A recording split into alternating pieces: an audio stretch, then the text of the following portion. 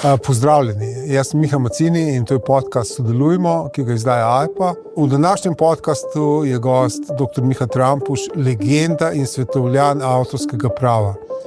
Skupaj sva se sprehodila skozi njegovo življenjsko pot, skozi njegovo delo, tako da za vsakega, ki ga zanimajo avtorske pravice in to, kako je to potekalo že v Jugoslaviji, pa potem v samostojni Sloveniji, so prišla celo pot od začetkov, od prvih zakonov na avtorskem področju, so prišla do sedaj do problemov umetne inteligence, ki so seveda posebej veliki še pri kreativnem delu, sploh na audiovizualnem področju. Tako da, če vas te stvari zanimajo, saj malo in če se ukvarjate, delate karkoli na tem področju, je to podcast za vas.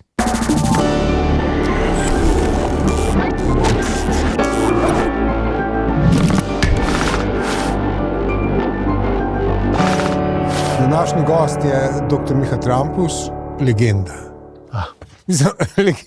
Pretiravaš. Jaz pa mislim, da ne. No. Veš pa, nisem eno od njih, ki bi skozi te pridevnike lepo, ampak mislim, sem pa toliko star in toliko dolg, vsem se s temi avtorskimi pravicami vsaj približam, ne, da poznam tvoj status. No. Ja. In še en pridevnik sem pa spotoma, ko sem raziskoval, zdaj za najem pogovor, pravni svetovljan. Tam je tudi všeč. Ta pa meni tudi všeč, ja. Tako prav, tvoj lik mi je ostal pred oči. Pravni svetovljan, dr. Miha Trampuš. To je pa res, ja, to pa res. Ker sem študiral zunaj, ne, veliko se to.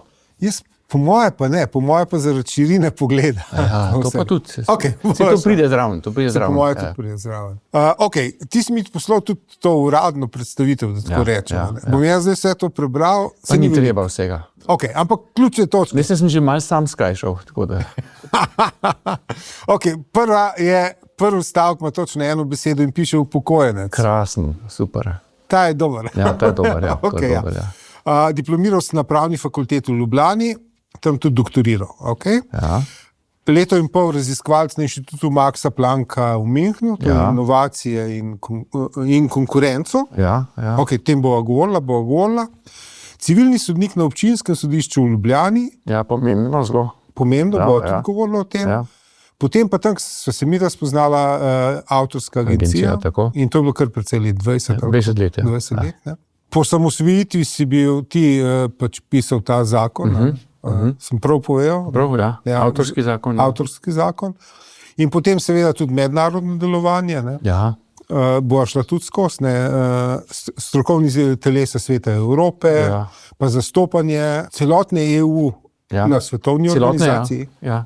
Na svetovni. Vseh 27 držav, ja. Potem svetovalc tujim državam tu, avtor številnih člankov in seveda tudi knjig. Ena je tle pred tabo. Ja. Moja najljubša. Povej kaj o njej. Ja, to je moj doktorat, pri katerem sem pa lahko združil pač to stroko in pa mojo, kaj bi rekel, umetniško ljubezen, to je pa likovna umetnost. In sem vse, kar je bilo problemov v avtorskem pravu z likovno umetnostjo, ki jih je tudi bilo ogromno, sem zbral v tej knjigi. Tako da je bilo, in to sem delal na Max Plancku v Münchnu. Gremo mogoče še malo nazaj. Zdaj, kot otrok, kaj si se predstavljal, kakšen boš, ko boš odrasel? Kot otrok.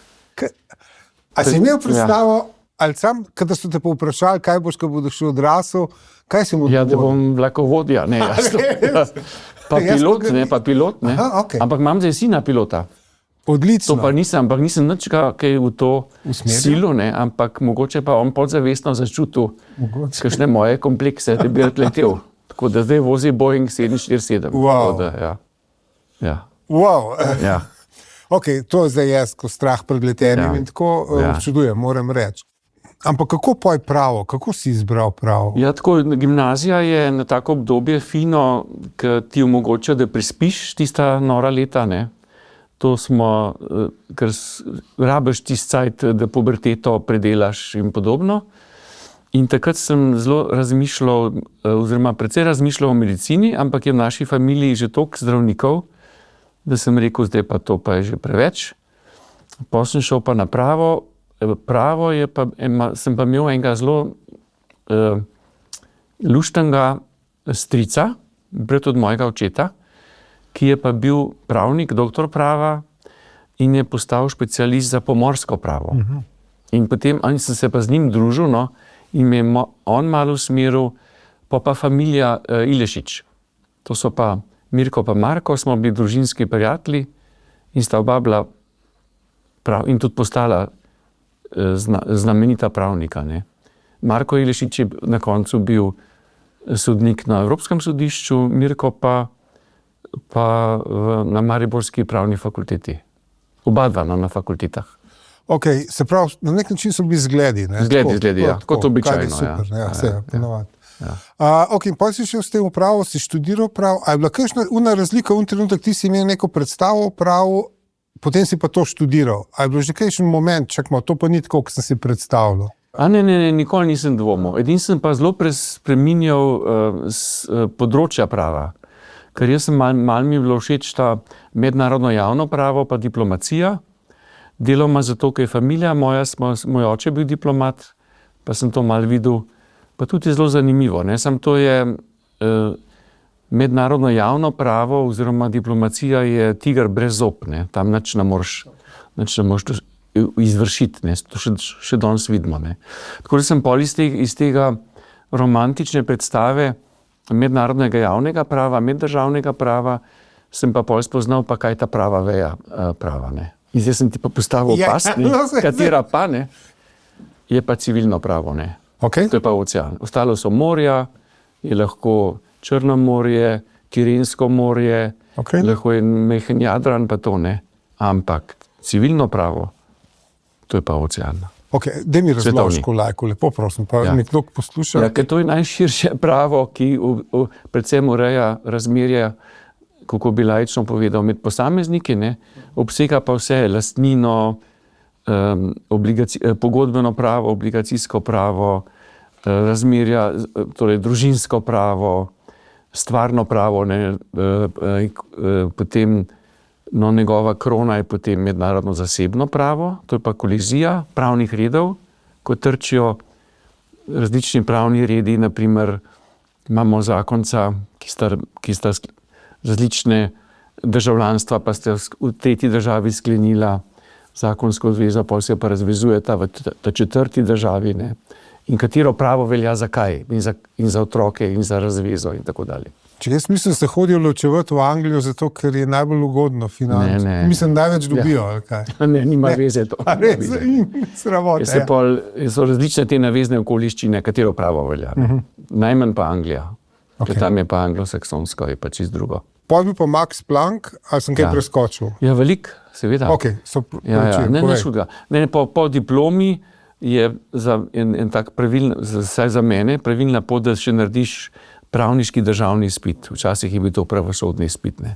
To pa je izpit, ki je pogoj za to, da si ali sodnik, ali odvetnik, ali tožilec. Skratka, to je en ogromen, najtežji možen izpit, ki ga študiraš 1 leto in je celoten sistem, kar si na faksu delal 4 leta, ponoviš, ampak praktično.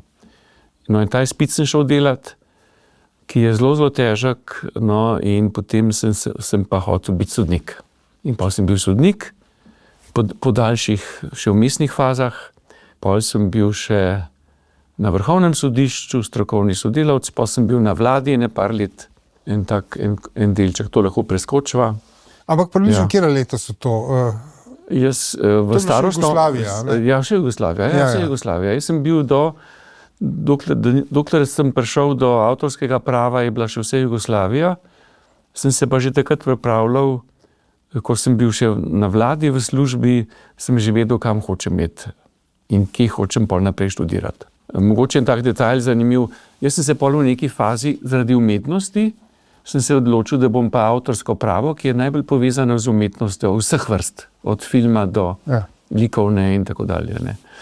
No, in takrat se spomnim, ko sem bil še na vladi, sem pa delal atomsko pravo, ampak to je spet lahko še nov intervju narediva, pa ne bova, ne. No, in smo imeli eno konferenco v Münchnu. Jaz sem pa takrat že vedel, da bom pa šel na avtorsko pravo in sem potem vedel, da je tam Max Planck inštitut za avtorsko pravo.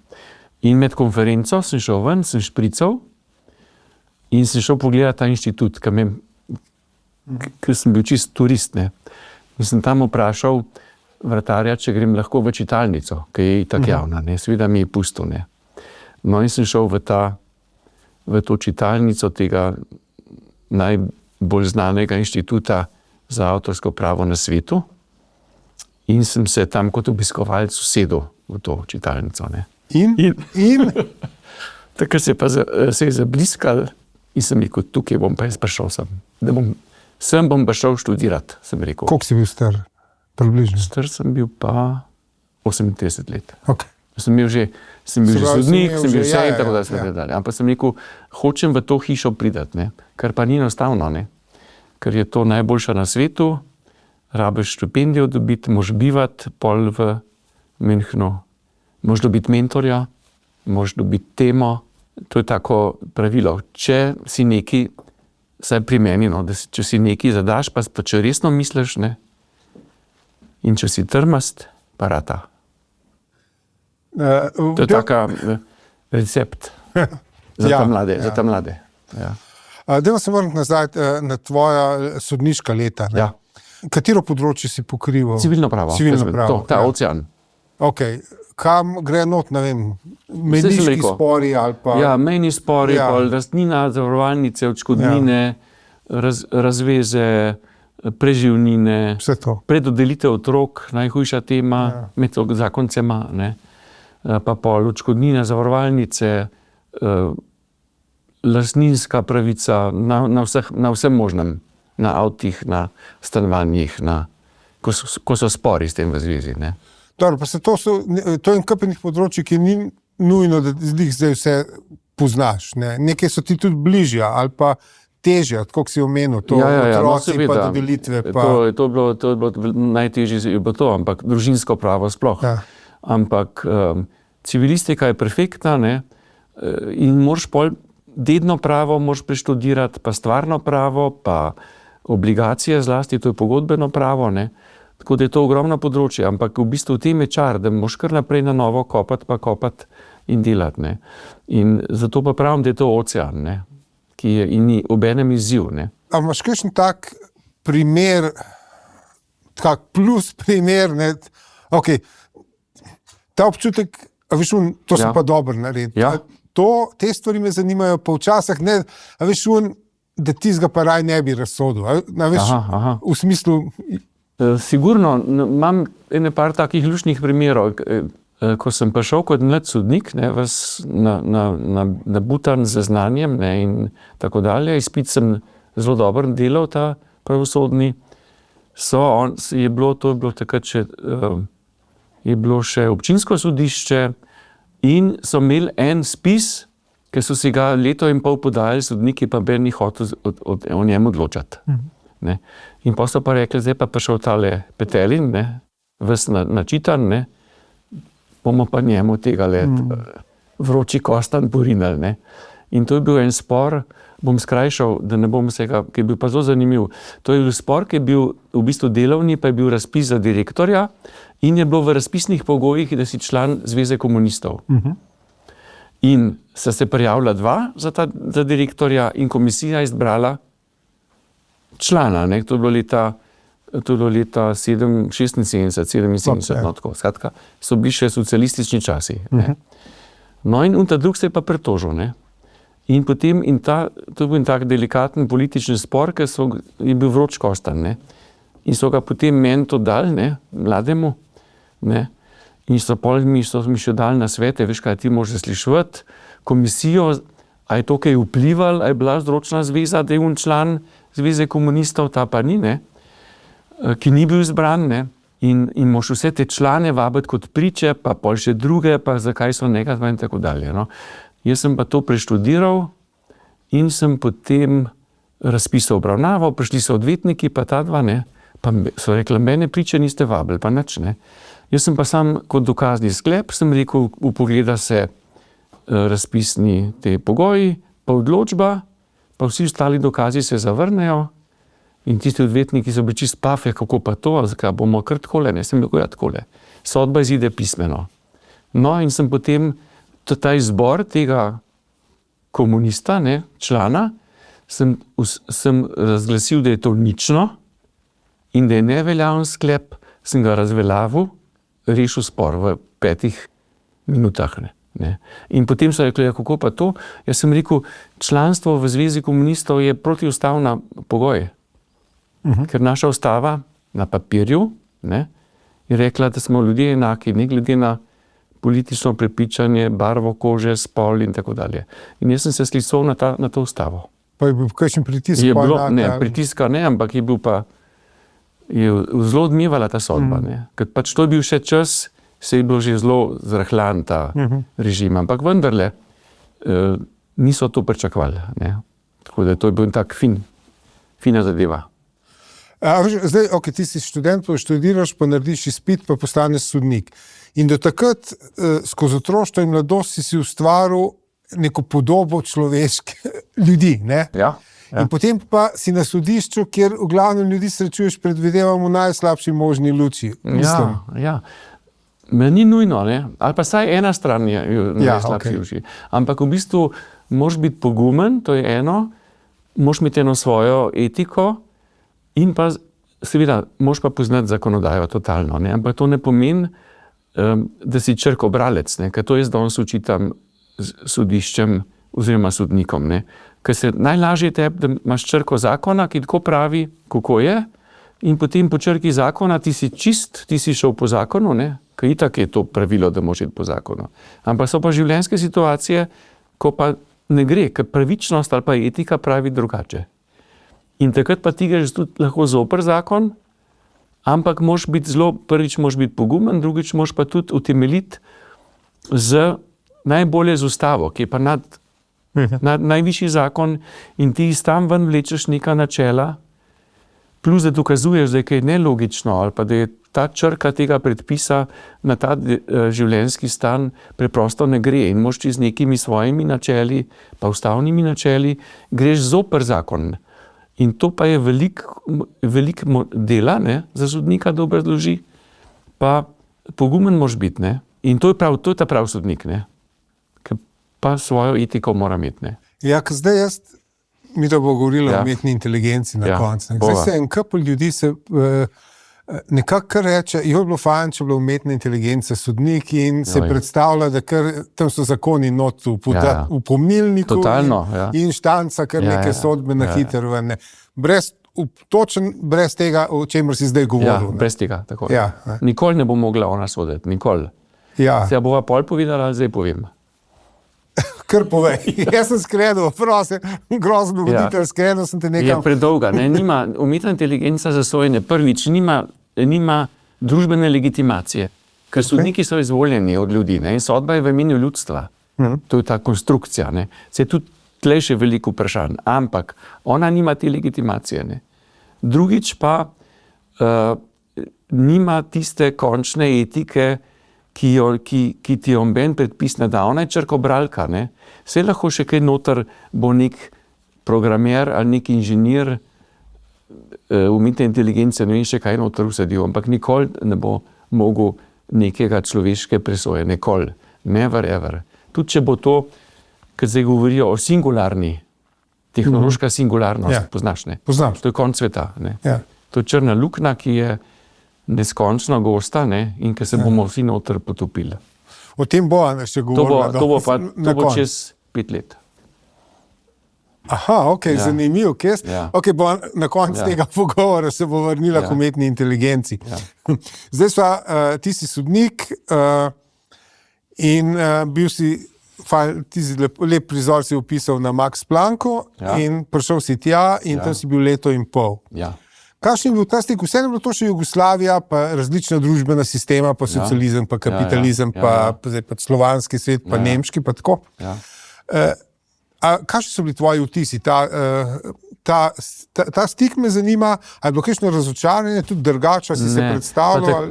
Ne, ker jaz sem prišel leta 91, Ko formiran človek, seveda. Prvič to, pa tudi je bila že Slovenija, je bila že ustanovljena 91. Tako da to je eno, drugo je pa, naprimer, Bavarska Slovenija, stoletja bila povezana, ne? Od takrat, ko so nas Bavarci zasedli, oziroma ko so nas pomagali, ker smo bili ogroženi od ne vem koga, od Avarov, pa so nam Bavarci pomagali v 9. stoletju. To me bojo kritizirali zgodovinarji, ampak takrat so oni prišli pa vstali. In takrat so mi postali del zapadne Evrope. Ne? In z Bavarsko so bili že zmeri stiki, niti to ni bilo nič. Jaz sem prišel tja 90. To sploh ni bilo nobene razlike. Pa Bavarska je zelo podobna Sloveniji, ruralna, pa pivo imajo, pa pijajo pivo.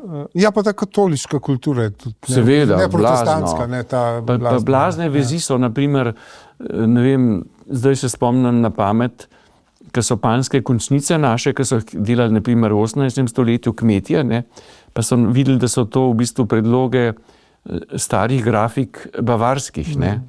Pa da ne govorimo o brižinskih spomenikih, pa o Freising, pa o Škofji Loki, pa Inichen, pa to, ker so imeli te, pa Sorca je bila nemška, ne, to je bila nemška naselbina, te gore okoli, ne, Drauch, pa to so vse nemška imena, ne. Vse so oni govorili svoj jezik, Sorca, tam je Krohar. Ja, to sem slišal, ja. Zdaj ti si bil leto in pol tam, a te je kaj zamikali, da bi ostal v tujini, no? Ja, to je bilo pa večno vprašanje, ker sem dobil zelo dobre znance, pravzaprav so pol postali prijatelji in je bilo to v nekem trenutku je kar postalo malo vabljivo, ampak v bistvu jaz sem zelo navezan na Slovenijo, to je eno, kot deželo, ne, plus da sem imel družino, jaz sem imel v Ljubljani družino, ne, 2 sinova, tako da pa ženo, tako da je to bilo, absolutno sem vedel, da bom šel nazaj, ne. Je pa bilo parkrat so se ti utrinki pojavili, ampak sem vedel, da ne bom, da ne bi zdržal. Pa tako je, ne, to so pol vendarle si tujc, ne. Imam veliko izkušenj ali od sorodnikov, ali od znancev, da si pol kot emigrant, kot izseljenec si, mislim, si tam na pol, pa tle na pol, tle teče naprej življenje. Tam, tako da te dileme sem hitro rešil v Münchnu, ne. Je pa lepa doba bila, ker je bil krasen študij, pa Biergarten, ne, zvečer. To je pa. Ampak vrnil si se pa, če ne več na sodišče, če sem prav zdaj jaz tle kalkuliram, ampak si v avtorsko agencijo si šel. Ja, jaz sem šel. Sem prišel v avtorsko agencijo in so bili tako korektni, ali pa tudi mogoče pametni, da sem rekel, ti bi pa rabil študijski dopust, da bom naredil ta doktorat, pa pol je padel zraven še zakon avtorski, ne, to mi je pa minister prosil in so bili blazno korektna avtorska agencija. So mi dali neomejen študijski dopust in obdržal sem plačo tudi. Pač vse to pravila. Tako, ne. Tako da je bilo, brez avtorske bi zelo težko to naredil. No, pa še to je na inštitutu Max Plancku je pa bil en zelo znamenit in slaven profesor, ki je bil pa Slovenec. To je pa Jože Strauss. In on je pa svetovno znan za intelektualno lastnino. Res svetovno. Je prvi. In on je bil pol moj mentor. Tako da se je vse skupaj poklopil. Krasni ljudje, gostoljubni. Na inštitutu govorim. Ja. Ker mi da v bistvu, če se nekaj spominov bojem, spoznala smo se na avtorski agenciji. Ja, točno. In zdaj jaz mislim, da ne zaradi literature, ampak zaradi računalniških programov. Točno. Ker to je bila doba nebrzdane kraje, da jaz tako rečem. Ja, mislim, da je bila Slovenija takrat 98% bila črna, kar se tiče licenc. Ni bilo licenc. Tam so bili te Salomonov glasnik, pa to. Ja, to je so bilo, ponudbe. Same ponudbe ukradenega softvera. Sploh niso ljudje vedeli, se je to bila taka doba, ker niti ne morem tako obsojati. Ljudje niso vedeli, da je to avtorsko delo, tudi niso vedeli. Pa. In ni jih zanimalo in tudi sami avtorjev dosti ni nič vedeli. Ja, takrat je tudi, jaz vem, da so na sodiščih, pa ministrstva so imela črne programe, ne licencirane. Ker je bilo pač neko začetno obdobje, pa smo pa... Mislim, jaz sem dobil z enega ministrstva Stimo zdaj, ne, prav dopis. Čestitamo vas za vaš priročnik o računalništvu. Toliko smo zadovoljni z njim, da smo naročili fotokopiranje za vse zaposlene. Resno. Prav dopis, ja. Ja, taki časi sem bili. Pa ta spellchecker, ne, tudi tvoj. Ko sem ga jaz napisal, ta prvi komercialni, tako v prodaji, ki je bil črkovalnik. Bravo, ja. Programer sem bil takrat. Kaj zdaj z njim? Ne, jaz nisem programer že dolga leta. Pa tudi ta program je pol umrl, ali kaj? Ne, program se je v bistvu, to sem že takrat pričakoval, da se bo zgodilo, ni bilo presenečenje, ampak ta program, ko samostojen program, so seveda vključili not v urejevalnike besedila, pa če del Worda ali pa kaj pa vem. In tam tudi mora biti, ne? To mora biti, ne, da se človek, uporabnik ukvarja s tem, to mora biti not vključeno. Tako, ampak zdaj mi smo imeli ta primer, a je bilo to sploh vem, da so neke pasti nastavljali za te preprodajalce, a pa je bil to ta prvi primer, ali je bil še kakšen? To je bilo zanimivo, ker jaz, ko sem prišel na avtorsko, to je bilo leta 90, je bila še Jugoslavija in vsi cela Jugoslavija so jamrali, imamo že v zakonu in to je okej, je urejeno, bilo že v jugoslovanskem zakonu, a imamo kakšen judikat? Da li postoji neka presuda. Cela Jugoslavija je to govorila. In ni bilo, pa nema presude, pa kako da ne, pa nema. Ker tudi sodniki niso znali. No, pa sem pa jaz z mojim dobrim prijateljem, Rok Koren, odvetnik, žal je že pokojen, sva pa rekla, bova pa midva to speljala. Sva dobila pooblastila in sicer sva imela pooblastila od Autodeska, to je taka dela AutoCAD še danes. AutoCAD, ja. To so za te computer-aided design, ne, to so za arhitekte, pa strojnike zlasti. Ne. Pol smo imela še, mislim, od Microsofta za Worda, pol smo pa rekli, rabimo pa še enega slovenskega avtorja, da ne bomo sam te tuje kapitaliste, ne, bogataše. Ne. In smo potem najdli tebe. Ne. No in ti si se preklopil. Tako da smo z 3 imetniki pravic smo vložili, pa smo pa prodajali, so pa naši zastopniki ali pa neki študenti so to prodajali oziroma kupovali, oglasi so bili, ne, v Salomonu, pa ne vem, ki so vse. Mi smo dobili študente, da so kupili te programe in sicer, da so dobili program, ki je bil ali po pošti dostavljali ali pa osebno in skratka, da smo imeli 100% dokaz, pa plačilo. Ne. No, in na podlagi tega smo vložili, to pa je bil kazenski postopek. Ampak za software je takrat bilo še, da ni bil oficialni pregon, ampak zasebna kazenska tožba. Tako da je moral imetnik pravic on napisati, ni policija ex ofo preganjala, kot je zdaj, ampak je moral imetnik pravic se potruditi, pa kazensko tožbo on vložiti. No in tle smo mi dobili pooblastila od teh 3 imetnikov pravic in je ta Rok Koren, odvetnik, vložil kazensko tožbo zaradi kršitve avtorskih pravic na softveru. No. In zadeva je stekla in sodnica je takoj razumela, zadeva je bila enostavna, dokazi so bili 100%, edin, kar je obdolžence valila, da jih je zaslišala in so tudi prišli in so rekli, da niso vedeli, ne. Ja. No, in pol so bili pol obsojeni in če se prav spomnim, ker je bila zadeva tako jasna, se niti niso pritožili in je postala sodba pravnomočna. In potem sem jaz napisal članek, mislim, da je že takrat pravna praksa, da smo rekli, imamo presudu. Sadkar sem rekel, imamo pravnomočno sodbo. Ne. In ti si zdaj tudi en zgodovinski primer in... Relikt. Ti si zdaj v tem zgodovinskem zraven, ampak kakšne partnerje imaš? Autodesk pa Microsoft. Ja, pa Macini.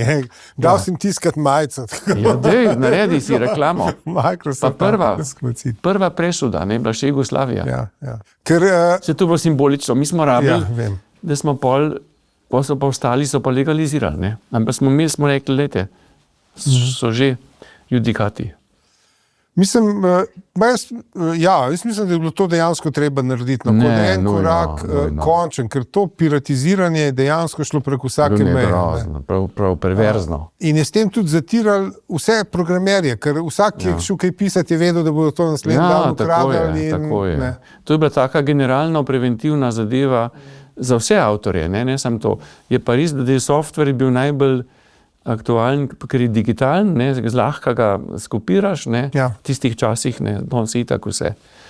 In tako da, en tak perfekten primer je bil, in smo pol na vseh kongresih pa to poročali o tem, A tudi v tujino poročali. Ja.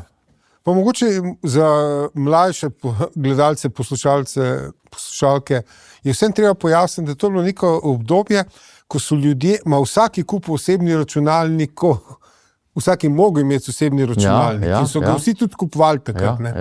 In kupovali so ga, pač jaz ne vem sicer zakaj, ker ga očitno niso neke koristili, neke igrice, pa to so neke igrali, ampak ta software so rabili. In dejansko so ljudje pač kupili strojno opremo, so kupili, se pravi, mašino so kupili. Ker niso bili OEM-i, niso bili... Ja, ni bilo pakirano. Ni bilo noter naloženo že, In zato so pa in to je bilo to smešno, ker ne vem, si šel na Bolšji sejem in tam so bile stojence teh preprodajalcev. Ja. To je bilo res množično. Ne, pa prav tako očitno. Vse to sem jaz pol, ker sem hodil po teh državah raznih, sem se to doživljal, Ampak mi smo Slovenija pa že naprej, pa sem pa šel naprimer v Armenijo, mi je Evropska komisija poslala, ali pa sem šel v Makedonijo, No pa tudi baltske države, takrat sem tudi še hodil, in smo to doživljali, te take boljšjake pa programe. Si kar šel, pa ne sam, pa tudi CD-je, pa musko. Pa musko predvsem. Jaz se spomnim, enkrat smo tam ta tromeja, Bosna, Hrvaška, to je bilo noro. Sami štanti, nepregledne količine. Ampak avtorska agencija, s tem ti se nista samo ukvarjala s softverom, ampak tudi s vsemi drugimi oblikami. Vse bilo, čisto vse. Vsi možni avtorji, Jaz sem zaradi literature, zaradi teh pravic, te pogodbe so bile včasih tudi nekam zelo čudne, tudi zelo slabe, Vse so še danes marsikje, tako da...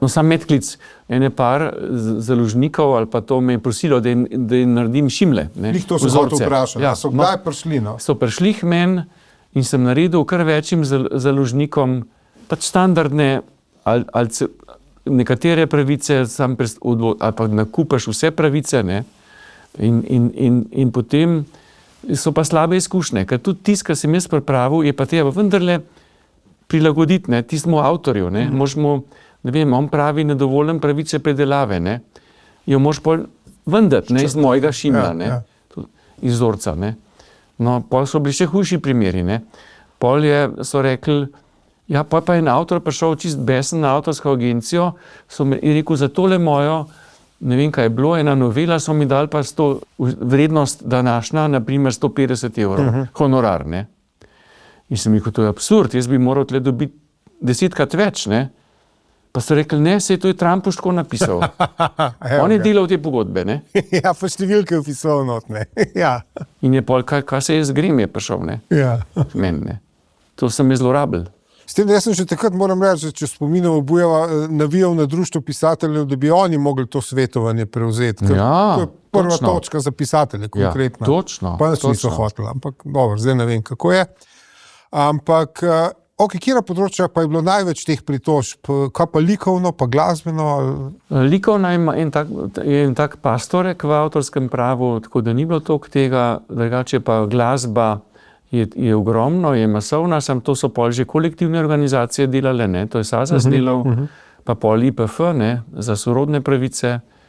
Tako da največ smo mi imeli na avtorski agenciji še vedno literarna dela, veliko oblikovanja grafičnega, veliko arhitekture, pol smo imeli, seveda, gledališča.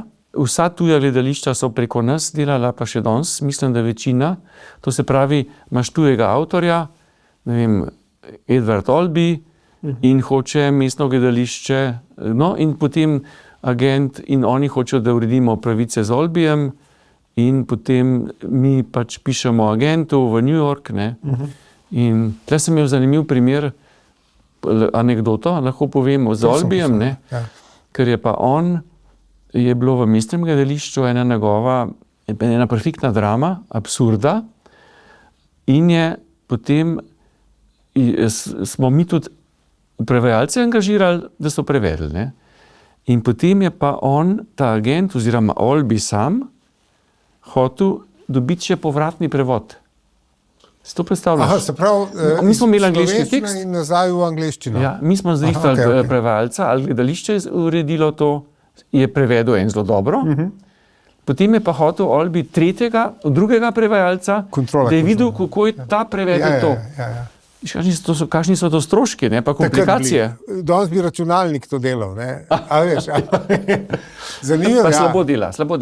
Ampak je to bil perfekten. Jaz sem pa bil takrat slučajno v New Yorku, sem šel k temu agentu in je rekel, mi hočemo videti, kako je to prevedel ta Slovenc, ne, se nič slabega, ne. In mora biti pa tretji neodvisen, da prevede nazaj, ne. In da hoče pa Olbi videti, kaj je ratalo iz tega, ne, ker prevodi si lahko izgubljen v prevodih. In smo rekli, to je noro, prvič časovno, bo že premiera, drugič pa to stane, kdo bo to plačal, ne, je rekel, to morate vi plačati, ne.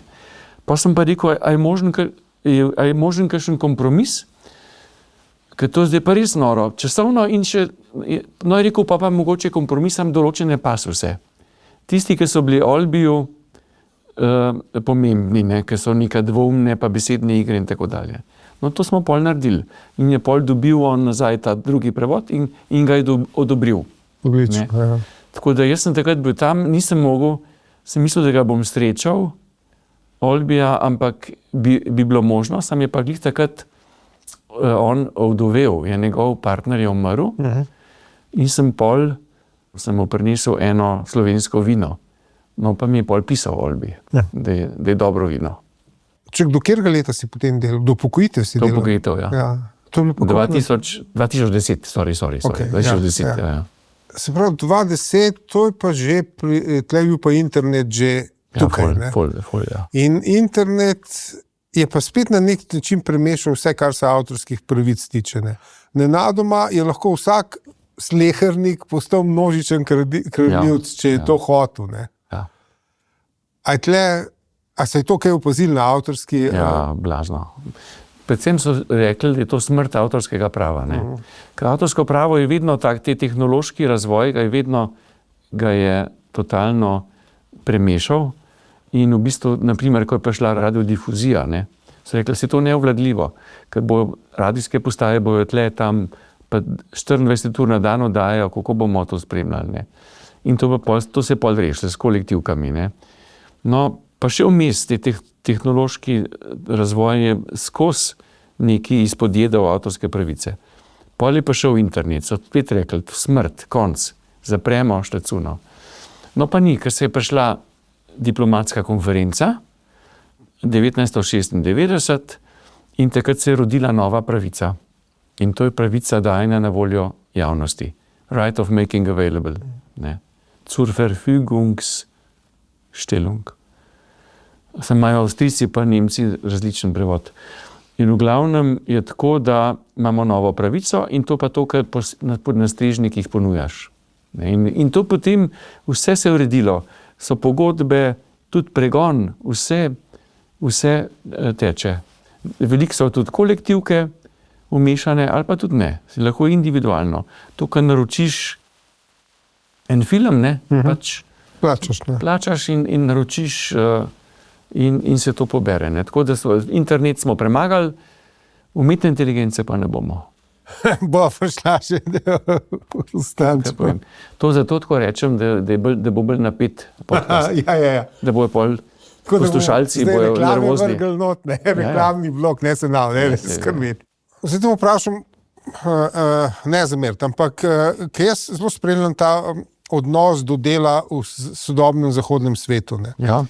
In na zahodu se največ zaposlenih ljudi pritožuje, da imajo občutek nesmiselnega dela, ki ga upravljajo, ali pa da nič ne zaleže v smislu. Ne? Aha. Ko je bilo s tabo, a si imel stalno občutek, to je smiselno, ali si imel dvome kdaj, na vsej tej poti svoji. Na celi dolgi poti, ali kaj? Ja, gledamo po Ali dobrih- avtorsko? Mogoče bolj me avtorsko zanima. Dajmo avtorsko, ja. Dajmo avtorsko, ja. Ne, obratno, jaz sem videl, koliko je še blazno dela za narediti, koliko sem strank moral odkloniti, ker je bilo piratstvo tako zelo razvito. In so hodile stranke, pa ta kršitev, pa una kršitev, pa to mi kradejo, una mi kradejo. In smo in jaz sem ogromno strank oziroma agencija smo odklanjali, nismo mogli. Smo pošiljali odvetnikom, ker preprosto nismo sfolgali. Tako da je bilo, nikoli ni bilo tega. Toliko je manjkalo tudi stvari, tudi sem videl, koliko manjka založbam, koliko manjka producentom, koliko tudi te, ki so profesionalci, pa ne obvladajo tega.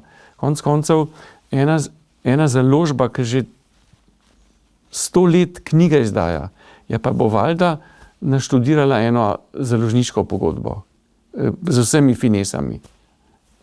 A bo ali ne bo, mislim. Potem smo imeli novinarje. Novinarji so totalno neurejeni pri nas bili in so še deloma, ne. In je ogromno, nekaj časa sem sindikat zastopal tudi novinarjev, ampak pol nisem, je bilo preveč vsega, ne. Zlasti freelancerji, fotografi, novinarji, oni so izkoriščane osebe, popolnoma. Jaz bi lahko sam za novinarstvom se ukvarjal. Ne vem, 12 ur na dan. Toliko je kršitev. A mene, kot pisatelja pa antropologa, je tle najbolj zanimivo, da te ljudje dejansko nimajo občutka, da so izkoriščeni v večini primerov, ampak dejansko mislijo, da je sam svoj šef, ne? Ali imaš ti kakšen drugačen? Ne, obratno, oni jamrajo, koliko jim kradejo. To je res. Sam so v smislu dela, Ja. če to si misliš. Ja. Drugač pa ne, oni so stalno kršeni. Najbolj kršeni so freelancerji, fotografi. Ja, ne dvom. To je katastrofa. Se strinjam, ja.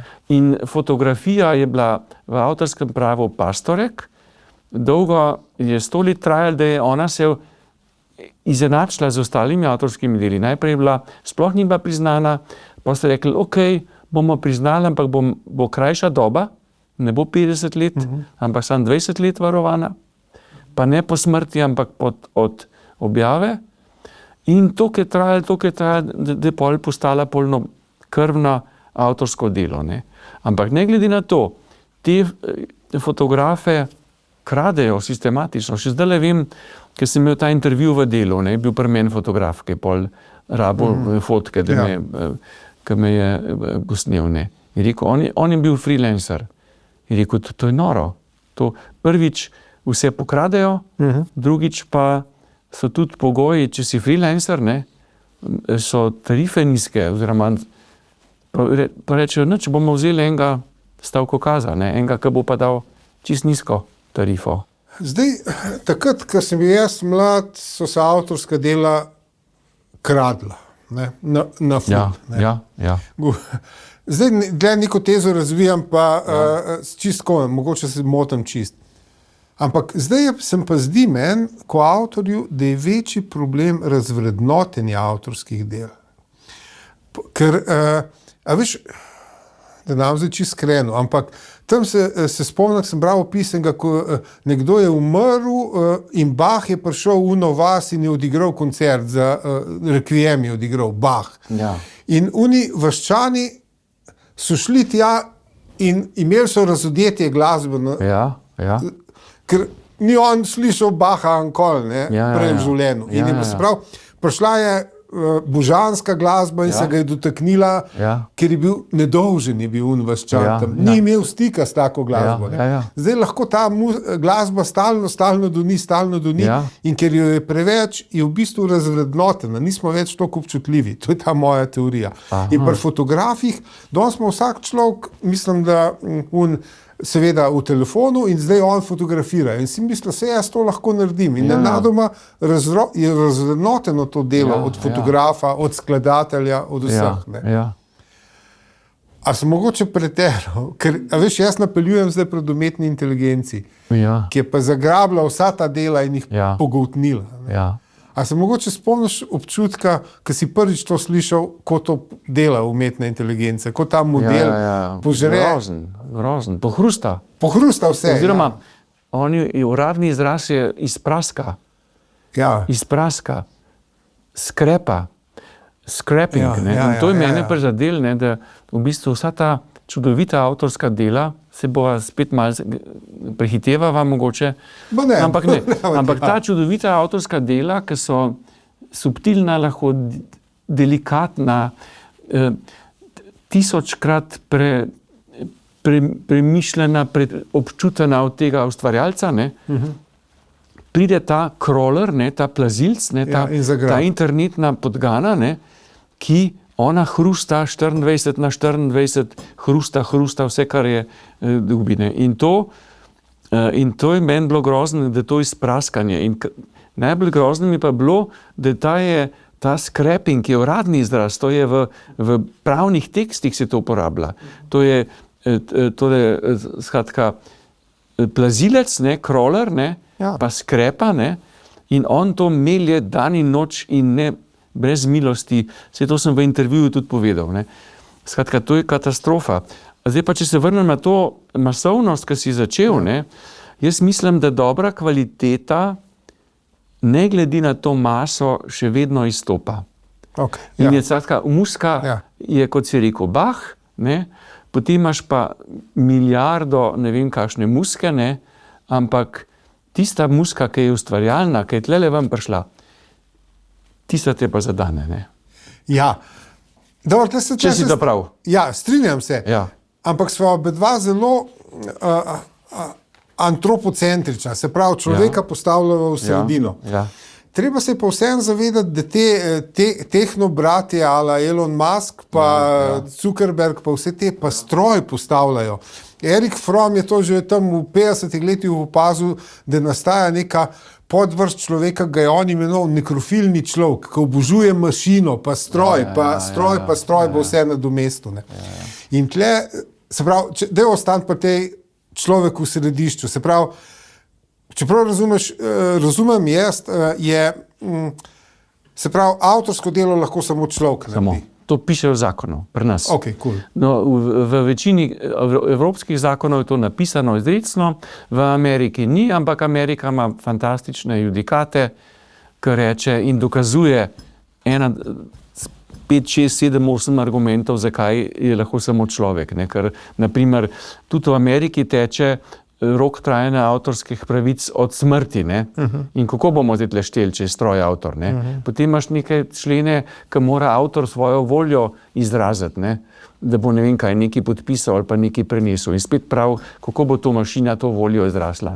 Potem mora v soavtorstvu je ta kooperacija, sodelovanje avtorjev mora biti z nekim namenom, in spet te stroji tega nimajo, namena nimajo, in tako dalje, in tako dalje. Tako da to je, avtorsko pravo temelji na človeku in vedno bo, in ko ne bo več, je konc. Preden nadaljujemo to temno smer umetne inteligence, bi se vse zdaj še vrnil avtorska agencija. Tle še kaj povedati na tvoje delo tam, a sem kaj zgrešil, sem kaj pozabil? Ne, perfektna je, sam to hočem reči, da je jaz sem neskončno hvaležen, ker so bili odprti, ne samo meni, ampak za vse. Leta 1955 je bila ustanovljena, tako da je letos, to moram, 70-letnica je bila, lansko leto. 70-letnica, skozi na isti lokaciji in v bistvu je to že skoraj bi rekel ena taka kulturna inštitucija, ki bi zaslužila že neko spomeniško varstvo ali kaj, ker je res, ga ni slovenskega avtorja, zlasti v tistih prejšnjih, zdaj drugače, ampak takrat, ne vem, imenuj kogarkoli, ki so vsi preko avtorske dela, pa ni bilo obvezno, ampak je tako nekako teklo, pa vedeli so, da se pošteno obračunava, da se davki pravilno plačajo, da so tudi agencije, ki koga privabijo, ki pa pri njih nižji davk, ampak če pogledamo, ga nezakonito obračunavajo. In je to, skratka, nelojalna konkurenca, Že sem vedel, da je bila avtorska agencija tako zgodaj ustanovljena, ko sem se pozanimal, moja napaka. Ampak mogoče, če to čisto na blef vprašam, mogoče veš, kako so leta 1955 pa razmišljali o avtorskih pravicah. To se mi zdi prav presenetljivo. Takrat so bili že zakoni, so bili jugoslovanski, sicer so bili pač odraz tiste dobe, Ta prvi zakon jugoslovanski, takoj po vojni, leta 1946 je bil čisti komunizem pa razlastitev, ampak že takoj pol 50 leta smo pa imeli sodobne zakone, smo bili člani Bernske konvencije, svetovne, in so bili odlični zakoni za tisti čas in avtori so pravice uživali, kljub temu, da je bil socializem, pa to so jim priznali, zakon je veljal, je bil dober zakon in oni so, tudi honorari so bili pošteni, veliko bolj kot zdaj, ni bilo cenkanja, vsi so vedeli, to je bilo kar v zavesti teh producentov, založnikov, da se honorar plača. In vse te korifeje, Oton Župančič ali pa, ne vem, Potrč ali pa, skratka, ti naši pisatelji so dobivali lepe honorarje in od tega živeli, je bilo tako v redu obdobje. Pa ne zato, ker je bil socializem, pač je klapala, zadeva je klapala. A je ta zakon se, ne vem, uveljal še v unih časih, ki je Jugoslavija, dokler je bila še Jugoslavija? Ja, mi smo imeli najprej, tako zgodovinsko gledano, je bil najprej prvi zakon avstrijski, 1847. To je zelo zanimivo, ker je začel veljati isti dan, isto leto, kot so šle Prešernove poezije.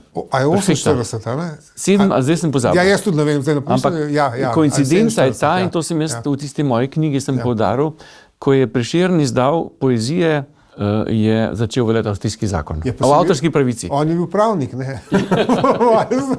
To je čista koincidenca. Ampak sej, da ne govorimo, jaz sem šel pol gledati, če vnuk, pa to sploh ni bilo založniške pogodbe, on je samo založnik bil. Je on financiral. Prešern. Nora, samo založnik je on financiral. Ni bilo pogodbe založniške. Ja, zanimivo. No tako, pa pol je bilo neplačano, pa je pol so še v zapuščine njegove terjali. Tale izdal pa je Kleinmeier, ampak kaj bil bam. Sadka. En založnik, ne. Pa so bili pa še en avstrijski zakon konc stoletja 19. Pa je bil pa kraljevina in ta je veljal do leta, ko je pa kraljevina Jugoslavija izdala zelo sodoben zakon, to je bilo pa leta, mislim, da 26. In takrat smo postali pa člani Bernske konvencije.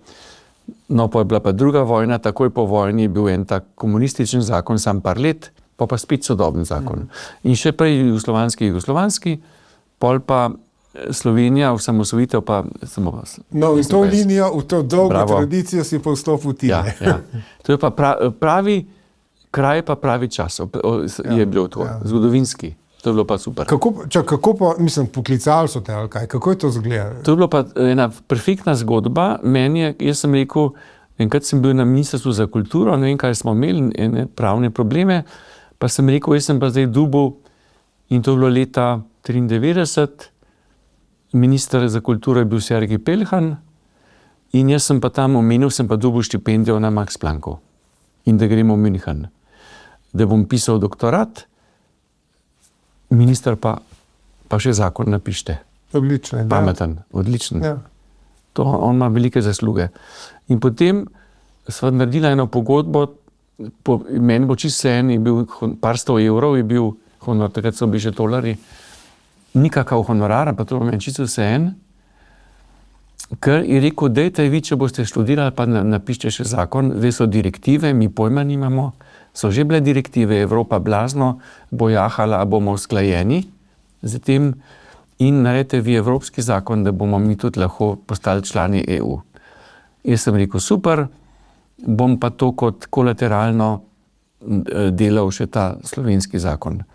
Ampak kaj bo pa pol? Pridem na Max Planck, sem imel svojo temo, avtorsko pravo in likovna umetnost, imel sem mentorja, smo se pa tam na inštitutu dobivali na take runde, so bile pauze, so vsi skupaj prišli, tudi profesori, in smo imeli kavo, ene pol ure kave, so se vsi zbrali tam v eni sejni sobi. In jaz čist nehoti rečem, jaz se zdaj sem dubo, ampak mene pa minister še to naročil, da pa napišem nova država, nov zakon. Te profesori v luft skočijo. Še enkrat povej, kaj pa je to? Kaj boš ti delal? Nova država, nov zakon.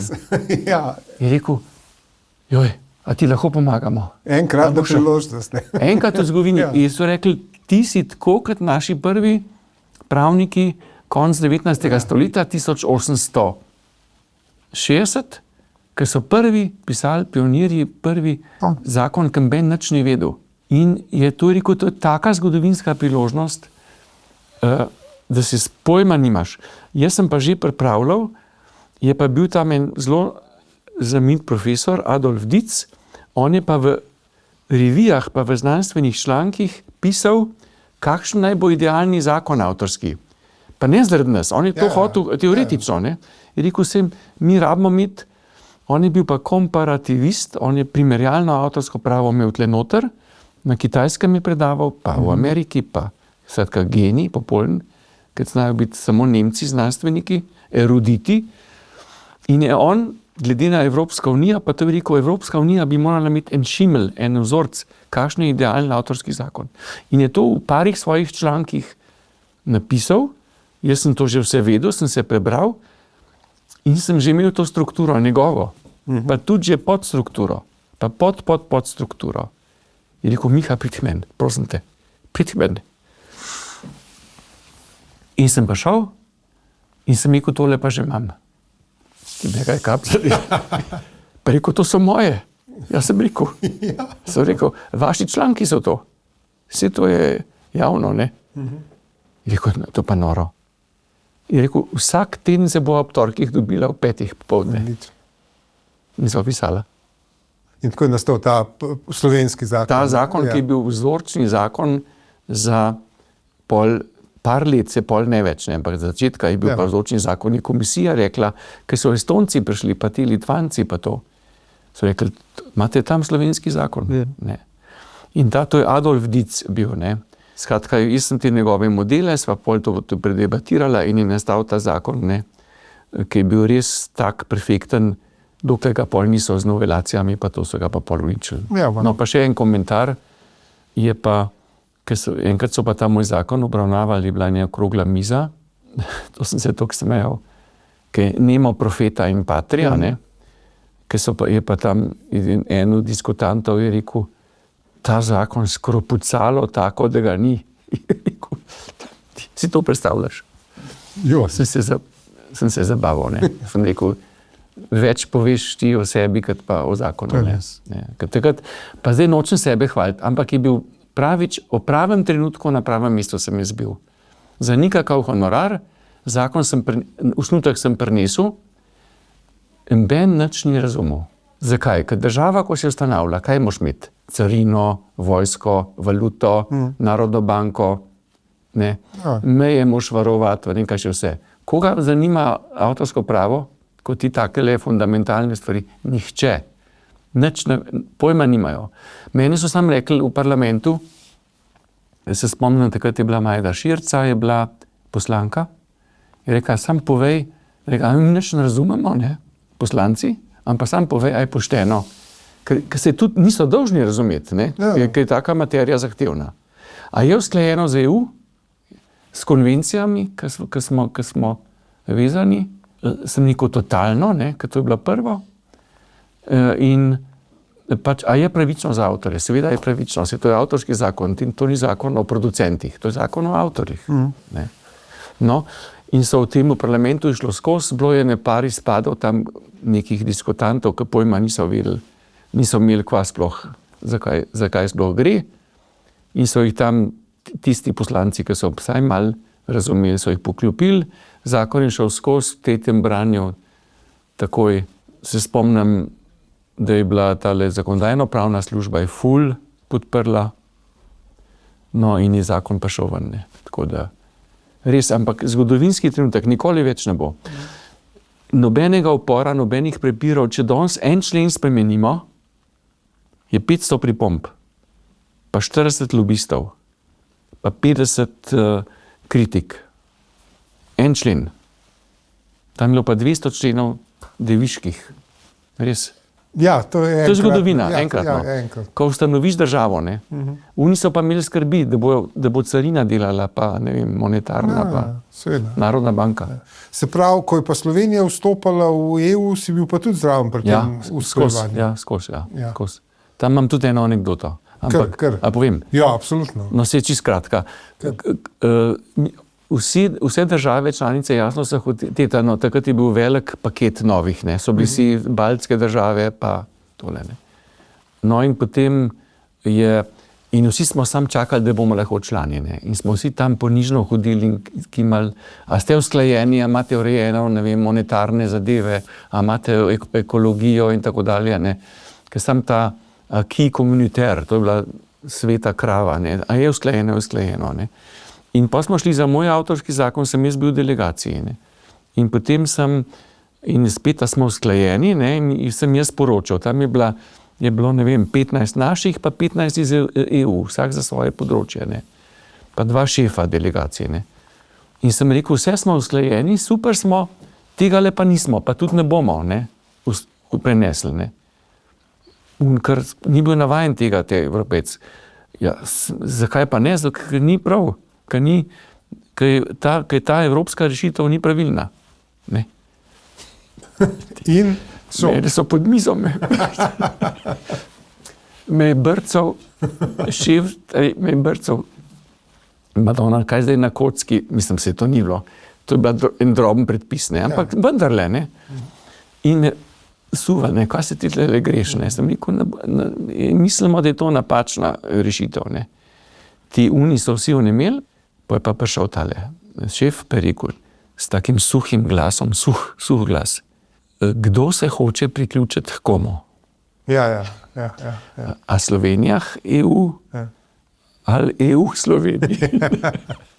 In rekel, no, in tako, da sem klavrno propadel, ne, ker smo pol tudi tisto napačno stvar, smo mi ponižno pokimali, ne, če je to rekel nekdo komu, ne, in smo to napako prevzeli.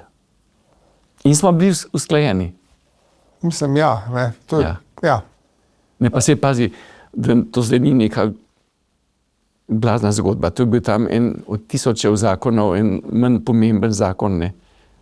Ampak tako, no, smo se pa tudi tako malo znali pokazati, ne, da nismo čiste.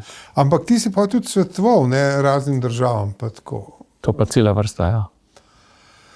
Kot antropologa me najbolj zdaj zanima te razlike, a je šlo po istmu ključu, ali te razlike že znotraj samih držav, a veš, pogled na avtorsko pravo. Ja. Zdaj bom neko kruto vprašanje povedal, a si se kdaj počutil kot nek misijonar, gre tja izobraževati o avtorsko pravo? Ja, kako? Če tako vzameš kot misionar, je to lepa funkcija, ker ti greš, ne vem, greš nekaj, ki boš dobro naredil za lokalne avtorje. Tako sem jaz to gledal, tako sem razlagal. Ja. Ampak moram reči, da sem bil zelo, nočem se hvaliti, ampak sem bil zelo uspešen, zlasti, ker večina držav, ki sem jih obiskoval, so bile bivše socialistične. In oni so bili vsi z nekim strahom, ker so velikrat pošiljali napačne eksperte, odlične eksperte, ampak eksperte, ki niso poznali situacije v teh državah.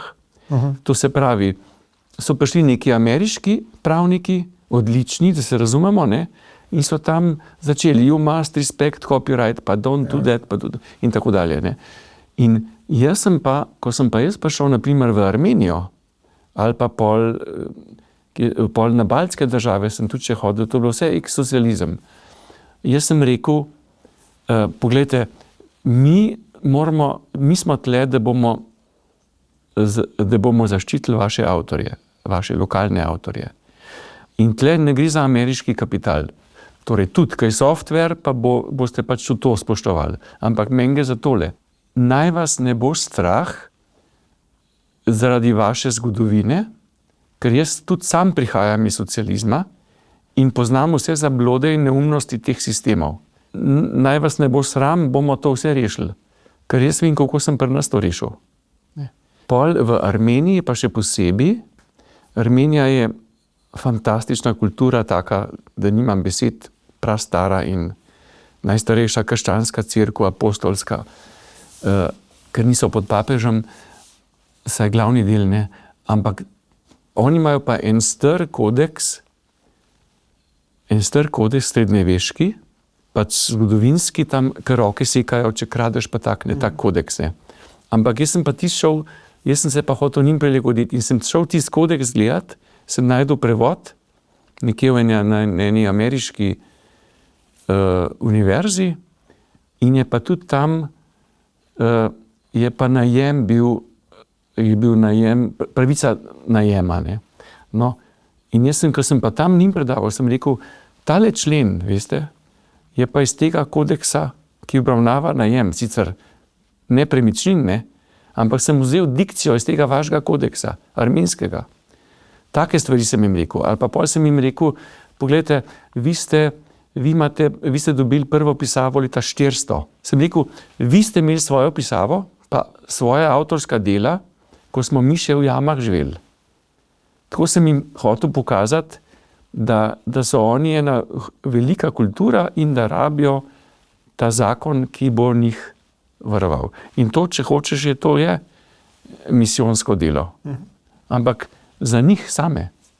Tako da hočem povedati, da sem bil drugačen od teh ex-katedra profesorjev odličnih, ki pa niso teh lokalnih, niso imeli te empatije, niso pokazali.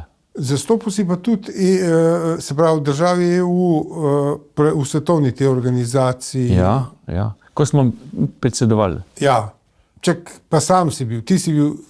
Ti si bil ta človek. Ja. Občutek?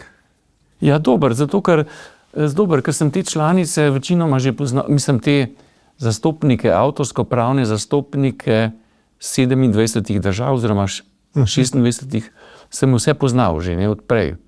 Od prejšnjih zasedanj smo bili kolegi, dobri znanci, ne. In sem pol, v bistvu, ne prav vseh, ampak večinoma sem jih poznal in smo se fino razumeli, nekaj smo morali uskladiti. Jaz se spomnim takrat, ko sem jaz to vodil, ampak jaz sem na ravni ekspertov, ministrstva vodil. In je bilo 26 držav, pa jaz sem vodil tole Working Party, se je imenalo Working Party, skupina neformalna za avtorsko področje. So bili večinoma iz raznih ministrstev. Ne? No, in takrat se spomnim, v Bruslju sem jaz to vodil v slovenščini, taka ogromna konferenčna miza in seja pa je bila pa na 8. februar. Odličen datum. Ja. Pa sem najprej to povedal, uvodoma. Pa smo imeli pa razna vprašanja. Ena tema je bila, naprimer, to sem se pa že prej malo pogovarjal, tako neformalno, pred zasedanjem, ker je bilo predlog, da se podaljšajo roki trajanja. To pa, naprimer, meni v avtorskem pravu se mi zdi, da gre predaleč. Najprej je bilo 50 let. Po smrti. Zato, da povem poslušalcu, ko ne ve. In so bilo pa podaljšanje, sem tle pa na področju sorodnih pravic, so pa hoteli nekaterim izvajalcem podaljšati iz 50 na 70. In jaz zelo spoštujem izvajalce, jih zastopam, tudi ogromno sem jih zastopal, ampak to se pa meni zdelo pretirano, ker vem, kaj je bilo v zadnje, je bilo drugačno, ko so producenti forsirali, da bi oni še kaj od tega imeli. No, in tle sem pa lobiral, da direktiva ne bi tega sprejela. In so se strinjali. Na tem neformalnem sestanku smo rekli, da ni treba podaljševati. Pa to so bili samo nekateri segmenti izvajalskih pravic. Pa podaljšani bi bili za 20 let trajanje. Ne. In smo se vsi strinjali, smo rekli, je treba tudi, da priješ enkrat v public domain, da ne bo to avtorsko. Itak so bili očitki kar naprej, da je predaleč šlo avtorsko pravo. Ne. Jaz ga zagovarjam, ampak da gre pa preveč, nekje se mora sprostiti. Ne. In smo se vsi strinjali s temi argumenti in je bilo to sprejeto. No, čez pol leta so pa zakonodajalci sprejeli podaljšane roke. Si razumel, kaj sem hotel reči? Razumel sem, ja. Da nismo uspeli. Ja, to razumem. Zakaj? Ker so... ampak temu pravijo, saj tako avtori pravijo temu Disneyevi pritiski, v smislu korporacija, ki hoče podaljšati te like, ki jih ima, Miki Miško, da so dobro, zdaj mislim, da je šla. Vse to je bilo. Ker pazi, ponavljam, mi eksperti držav članic smo pravilnimi razlogi, po mojem mnenju, utemeljenimi, smo rekli, ne bomo. Ta skupina, ki so bili poznavalci, čez 2 meseca sprejeto drugače. Ja. Ampak glej, se to je vedno. To so igre moči. Ne, pa se sploh neč, si ne delam iluzij. Ja, a uporabljaš umetno inteligenco? Jaz jo uporabljam, da, Jaz tudi, ja. ampak bolj uporabljam jo ne toliko za avtorska dela, naprimer ne za moje članke. Včasih uporabljam jo pri mojih člankih samo, če njo preverjam. Jaz vprašam umetno inteligenco, ali ti kršiš avtorske pravice, ne? Tako, ali pa nastavim past. Ne? In potem pa da vidim, kaj mi odgovori. Ne? V tem smislu, da jo preverjam, to jo uporabljam. Ne? Drugače jo pa zelo uporabljam. Naprimer, koliko je vozni red avtobusov za Bohinj, ne? Jaz v Bohinj hodim. Kot pomočnika v principu, ne? Ja, ampak je pa genialno. Lahko halucinira, Ja, vse lahko, ampak je pa, moram reči, da je izvrsten, ne? Da je izvrsten, ali pa nekaj, kar ni avtorskega, ne vem. Sem poslušal en podcast od enega inženirja, ki v eni ogromni korporaciji gradijo tovarne. Pride, ne vem, Kongo ali pa ena afriška država, mi rabimo tle v puščavi imeti eno tovarno, ne vem česa, imamo denar od ne vem katerih fondov in kaj rabimo, ne? Imaš arhitekte, statike, kje bo voda, a je voda, dovozne komunikacije in to, ne? Prav to mi se s tem delamo. To je perfekten. Ja. In to namesto, da bi delali 3 leta, naredimo v pol leta. Vse. Ja. Statiko, instalacije, urbanizem, ne, tako dalje. Tle je blazno koristna, ampak na avtorsko-pravnem področju je pa katastrofa. Načeloma vseeno velja, več imaš teh vhodnih podatkov, boljši so rezultati. Ja. In zdaj tle so bile tudi ideje, Facebook recimo je hotel kar kupiti teh 5 največjih ameriških založb, zato da bi prišel do kvalitetnih tekstov, v principu. Ne. Pa ni treba, da kupi. Ja. Ne, ker lahko pohrusta sam. Ja. To je ena omejitev sporna, ampak je. Kjer pa je? To je za besedilno in podatkovno rudarjenje. Ja. To je direktiva prinesla, da je prosto. Omejitev avtorske pravice. A veš, kaj citat? Točno, ja, citat je prost. Ja, citat je prost. In podobna omejitev je BPR, besedilno in podatkovno rudarjenje, text and data mining. Ja, ne? in to je evropska direktiva, ja. Amerika tega nima, in mi smo to morali v zakon sprejeti. Okay. Problem je to, da so to omejitev za besedilno in podatkovno rudarjenje, so ga raztegnili v neskončnost in so v to izjemo stlačili generativno umetno inteligenco, kar sta pa 2 popolnoma različna po obsegu, po kvaliteti, po globini procesa. In o tem zdaj en članek to sem že malo v intervjuju povedal, bo pa zdaj tudi moj članek išel. Sem ga že napisal. In tam dokazujem, da ta omejitev za besedilno podatkovno rudarjenje je neuporabljiva za GUI, za generativno umetno inteligenco, in je bila že sodba v Münchnu. Aha, a lahko malo več o tej münchenski sodbi? No? To je pa zgodovinska sodba, sprejeta 11. novembra lansko leto, kjer je po dolgotrajnih pripravah kolektivna organizacija GEMA, to je Slovenija SAZAS, ne? Sam GEMA je največja v Evropi, ne? Ona ima 200,000 članov, pa 2 milijona strank, ne? In milijarde prometov ima GEMA. To je glasbena kolektivna organizacija. Za vso glasbo. Pa še kaj drugega. In ona je ugotavljala, da rudarijo, da praskajo tele. In kdo? OpenAI. To pa je največja ponudnik generativne umetne inteligence, ki je vreden 500 milijard. Vrednost firme. In kdo so lastniki, vemo, ne? Ta pravi, ne? In oni sicer trdijo, da imajo tudi neki za dobre namene, da neki za splošno korist delajo, ne? Ampak noter so Elon Musk, pa Bill Gates, pa teli. Bom skrajšal, GEMA je ugotovila, da je OpenAI pohrustal nemške popevke besedila, samo besedila. In so potem oni šli na spletno stran ponudnika OpenAI, so dali prompt je ukaz, in so rekli, daj mi besedilo v nemščini, nemške popevke, ko nek fant pelje punco na mopedu na izlet. Razumem, ja. Ali na Vespi. Ja. Rsk v 10 sekundah je ven padlo, ne muska, samo besedilo v nemščini te popevke. Ki je že obstajala. Ja. Pardon, ja. In je bilo zelo podobno. Ne zelo podobno, totalno enako. Prav citat je bil. Fake to mogoče, da je bila ena beseda drugače. Aha, okay. In to so oni zbirali, so najdli 9 popevk v nemščini, so naredili take prompte, zbrali vse procedure, dokazno gradivo, veš, vse. Ja. In potem so vložili tožbo GEMA zoper OpenAI. Ja. Landgericht München 1. In oni so napisali sodbo 60 strani, ki je vrhunsko znanstveno delo. Notar je toliko citatov, da nisem v člankih ne vidiš toliko citatov.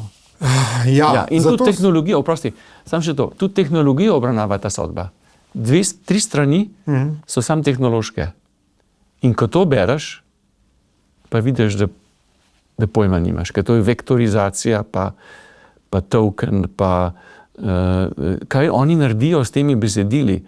Oni jih naredijo strojno berljive, pol jih raztrančirajo, pol jih še bolj raztrančirajo, pol jih v nekem vektorskem prostoru jih z nekimi umetnimi, ne vem kaj, se to ime sram, da to sploh razlagam, ker je... A veš kaj, na dnu, če potegneš, tudi te pri OpenAI-ju ali pa pri Meti ali pa pri Google, v resnici nihče ne ve, kako dela umetna inteligenca. Black box. Black box je.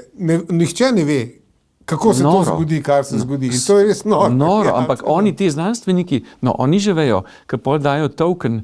Token je pa to, da ne eno besedo iz tvojega romana ga še to razbijajo. Osnovno enoto, ja. Potem so pa avtorski pravniki rekli, čakajte malo, vi tole vektorizirate, pa umetni prostori, pa ne vem kakšni, a vi res jemljete samo besede, ki so nevarovane, in to je besedilno in podatkovno rudarjenje dovoljeno, ker je omejitev. A res samo to?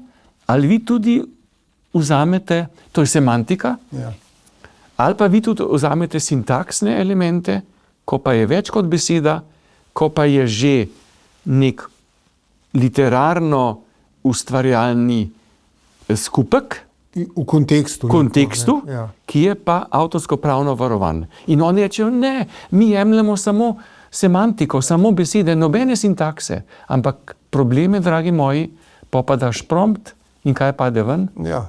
Čista sintaksa. In še takoj te bom nehal, pa rečejo, a vaš algoritem, ki je tako zapleten, a on loči semantiko pa sintakso? A jo razlikuje? Pa pojma nima.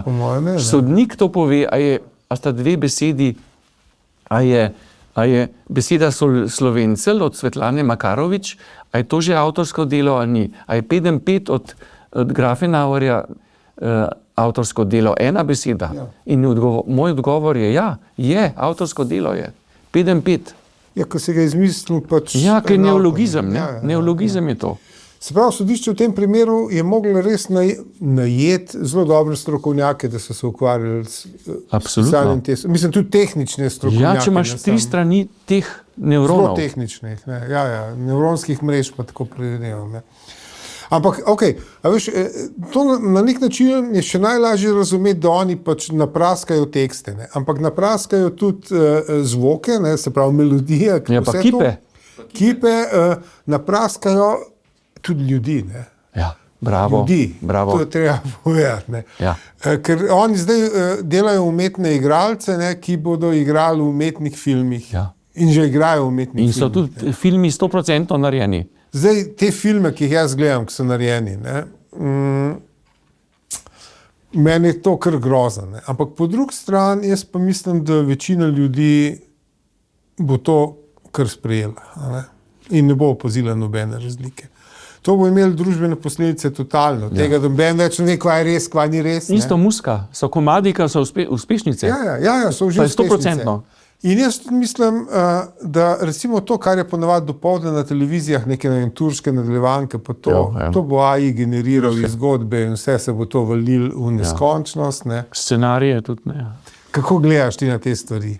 To se pravi, kar se tiče filma, sem zdaj en članek objavil pred neki meseci v pravni praksi, prav za igralce. In je zelo zanimivo, ker so pa Nemci prvi, najprej Američani, ker so imeli stavko igralci in je umetna inteligenca bila velik faktor za stavko in so to nekako rešili.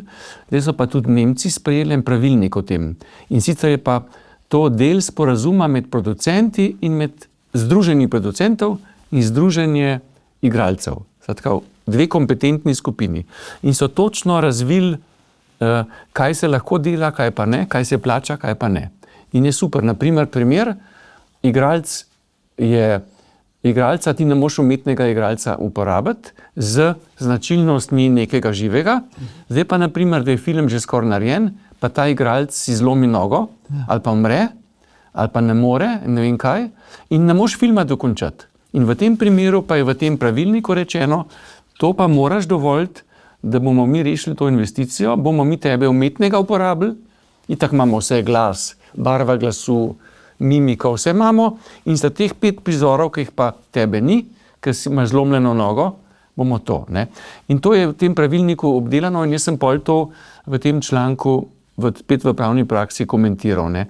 Pa še ena stvar je pri teh zadevah, ker tle ni tega nesrečnega člena o besedilnem in podatkovnem rudarjenju, ki je omejitev avtorske pravice, ki ga zdaj nategujejo te generativne umetnosti, ga širi preveč in preveč uporablja.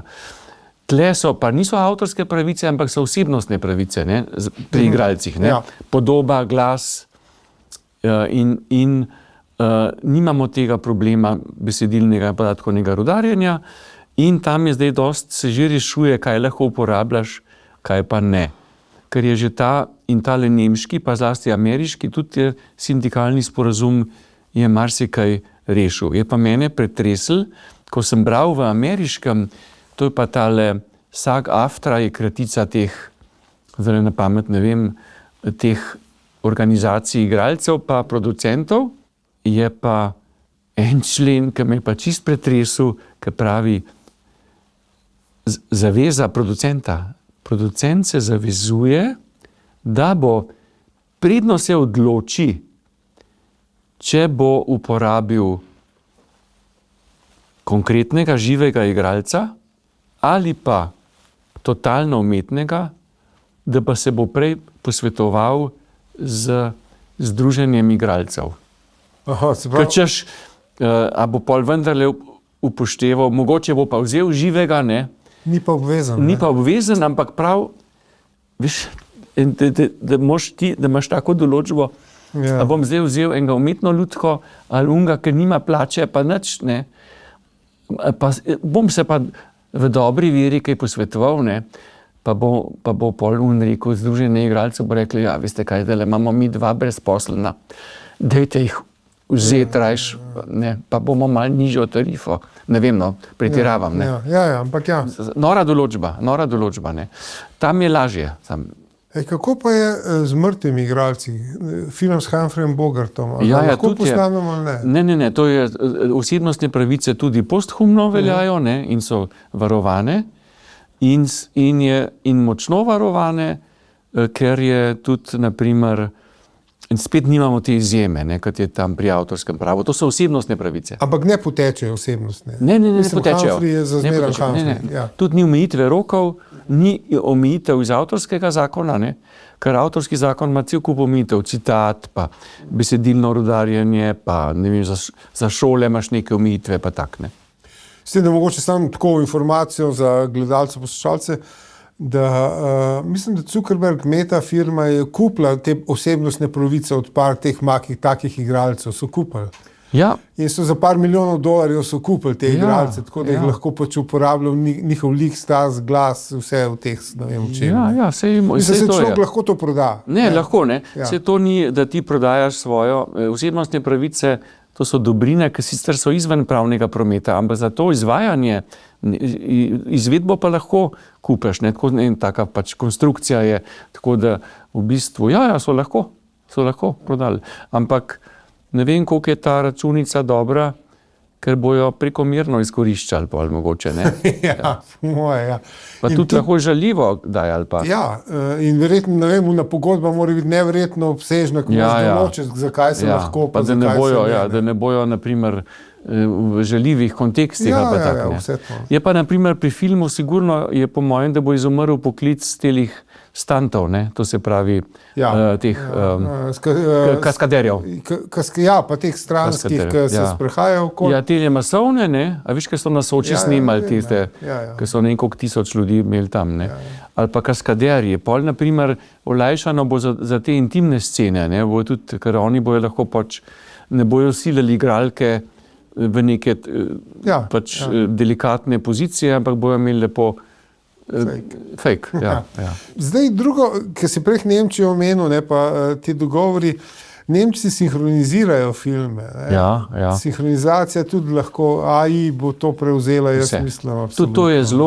To je tudi en primer, ki bo mogoče, ki bo verjetno, ni še čisto razvito, ampak mislim, da bo tudi to izumrlo, zato ker to zdaj delajo igralci, ne. Ampak oni, na primer, prevod mora biti tak, predloga prevoda, da on na usta mora videti, da se ujema. Ne? In to bo pa, ne vem, če to že je, ampak je samo vprašanje časa, da bo to umetna inteligenca točno naredila. Jaz sem totalno, že videl. Nisem videl nekega celovečerca s tem, ampak oziroma ne, ta film, ki je ta film, kaj že ta... ki je dobil lanski Oskar, ki Madžarsko govorijo... ta arhitekt, ne? Tam so že prilagajali z umetno inteligenco. Ker on, ki je prišel v Ameriko, ni znal angliško, ne? In madžarsko govori, ne, tale, če sem pozabil naslov. In tam so že prilagajali. Tako da to, zdaj je recimo zanimivo, recimo, da je nek lik iz risanke, ne vem, in potem ga je en igralec sinhroniziral leta in leta in leta. Zdaj pa zamenjajo tega igralca za AI-jem. Ama igralec pravice do svojega glasu. Pri nas je bil to tale dramski igralec, Savček. Recimo. Savček je ogromno tega delal in je imel tipično barvo, ne, in je bil perfekten. Ne. In zdaj, kaj je tvoje vprašanje, če bi njega nadomestili? Recimo. Pa če bojo vzeli njegov glas pa barvo, je pa osebnostna pravica njegova posthumna. Vem, ampak vse to ni del njegove osebnosti, to je del njegove vloge. Ne, pazi, ne bojo, rekel sem, če bi barvo vzeli njegovo, barvo glasu, ne bojo, pa ni treba dejo, vse ni treba dejo. Mi smo, otroci so navajeni bili na Savčka dolga leta, ne? Ampak zdaj, če bo umetna inteligenca prišla z drugačnim barvo glasu, ne, to je tembra, je to, tembra, ne. Ne, bojo se otroci navadili, da bo druga vrsta glasu, nima Savček pol, nič več za reči. Razen za stare posnetke, ne, to bo ostalo. Ampak se bojo na novo delali, ne. Lahko bojo pa oni en njegov star posnetek ukinili, pa na novo, da ne bo treba plačevati dedičem, in bojo naredili to isto risanko povsem na novo z umetno inteligenco. Mislim, tukaj smo v nekih prelomnih časih. Res, ampak še hujš bo, ker jaz sem zdaj bral tole o tem tehnološki singularnosti. Se pravi, v trenutku, ko postane umetna inteligenca. Čisto vse, ne. Če postane. Se ben ne ve, če bo, kdaj. Ker lahko prej zmanjka elektrike, lahko prej zmanjka vode, ki treba hladiti vse te serverje. In zdaj, že v Angliji so ji dali alarm, v Angliji, da zmanjkuje vode. Elektrike, vse te stvari... Zelo požrejo veliko, ne. Blazno, ne. S tem, da seveda večina ljudi to uporablja za neke totalne neumnosti, da sebe slika kot neka cesarja. Ne skače okoli. Ampak mogoče, ne vem, če si bral, ker to je tako obskurna novica. Za poskus so prepustili umetni inteligenci, da upravlja z nekim avtomatom za kavo in prigrizke v eni firmi. In dali so prompt, v bistvu ti si poslovodja, moraš povečati dobiček, ne, se pravi, lupi in striži te zaposlene.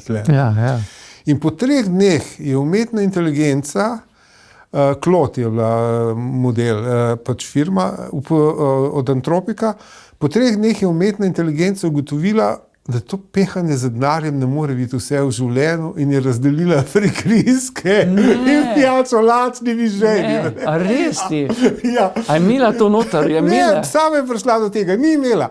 In pa sem si posnel intervju s tem šefom Antropika in rekel, veste, se je zgodila napaka, ker umetna inteligenca še ne dojema družbene stvarnosti. Ne. Ampak to je v bistvu Jezusova pridiga na gori. Lahko rekel, ta ne dojema, da je treba lačne nahraniti. No, to pa končno ena dobra novica. To je zelo totalno smešno. To pa nisem vedel. Res, lahko ti boš lepo verjamem. Ampak dejansko, po 3 dneh je ugotovila, to je brez veze, ta pehanje. Okay. Ja, vidiš. Ampak bojo to, ta algoritem bodo spremenili. Bodo ukinili. To je bil taka... Skratka, na tem trenutku, ne vemo, ali bo ta sinhroniciteta, kdaj to ratalo ali ne bo, ali bo to vse prej propadalo. Mislim, v smislu, dejansko so zahteve energetske, čipi in vse to so blazni. Ne. Zanesljivost ni 100%, to je treba povedati.